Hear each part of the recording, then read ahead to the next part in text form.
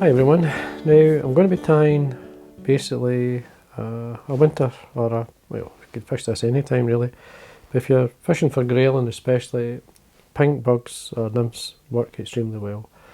The grayling love them, so does brown trout. I mean, I was catching brown trout just yesterday on them, even though I was not fishing personally for them. They're out of season, but they were keen to take this fly. Which I find is quite unusual because it's pink's a colour that I've really caught brown trout on, so it was doing really well, but it was very good for grayling. Now, as you can see, I've got two exactly the same fly. This one has a wee touch of dubbing near the throat or the thorax area, whereas this one doesn't. So what I do is, I haven't varnished this one yet, or basically you cover it with resin so it sinks quicker and it drops a lot faster. This one just slightly slower, so I'd fish them probably as a team. Put this in the point and this in the dropper, or you can go either way. They work. So they're good patterns. Now what I'm going to put up is I'm going to put a photograph up of the type of thread. Now this box you can see is basically got the full range of the metallic or the Madeira threads that basically I use. And they come in large spools like this. This is the pink, this is the code, or the number for this is number 13. So basically, the link below is actually to Amazon, so at least give you an idea of where to search or what to search for if you want to buy it. The colours are fine. I tied the fly with it, it's quick and easy. There is other ones I like.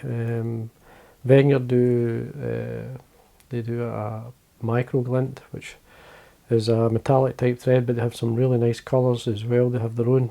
So the Vineyard micro glint's very good, and obviously this one is really good. The Madeira. So it's a simple fly to tie. I mean the grayling. The minute I put this fly on, first cast, I think third cast at another fish. And then 2 or 3 more casts after that I had, I think I had 2 or 3 brown trout as well as another 2 or 3 grayling.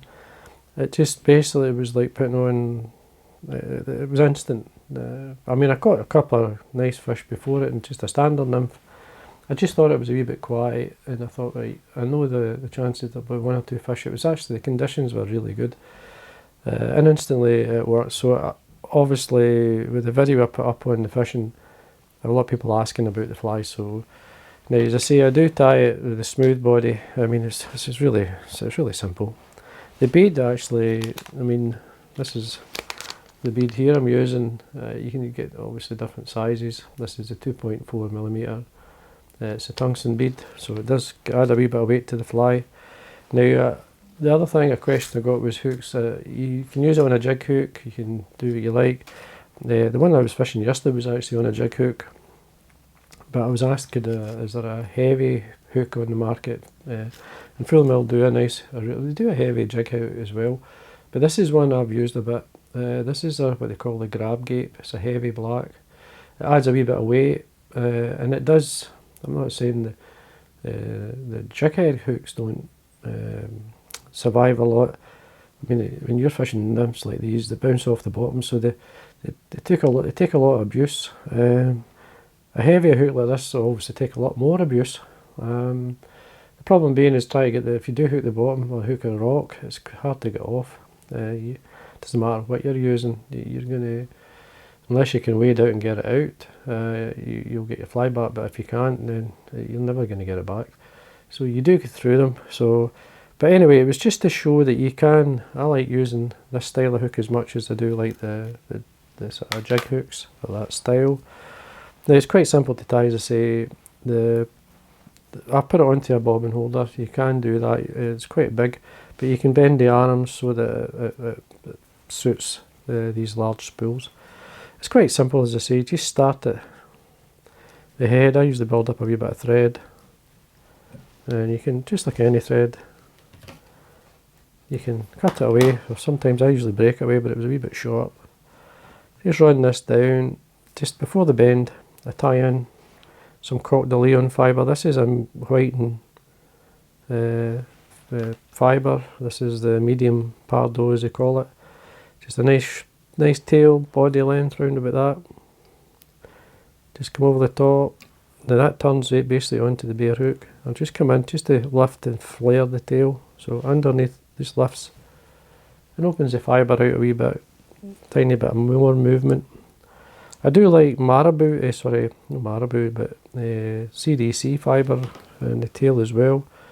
It works.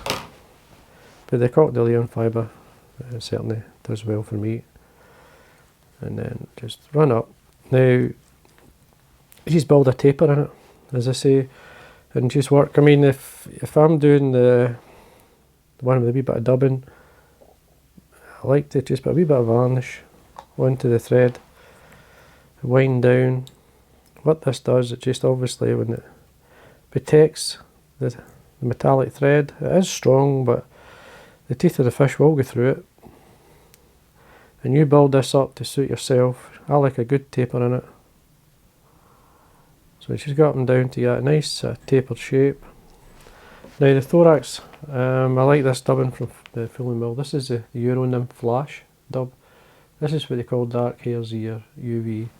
I mean, obviously you could use pink, but this just gives it a nice colour. It's got a wee bit of UV in it, as you can see there. And it's just, you don't need much. Just lightly dub it on. Dub's very easy. You just build up your thorax and try and tiny wee bit more.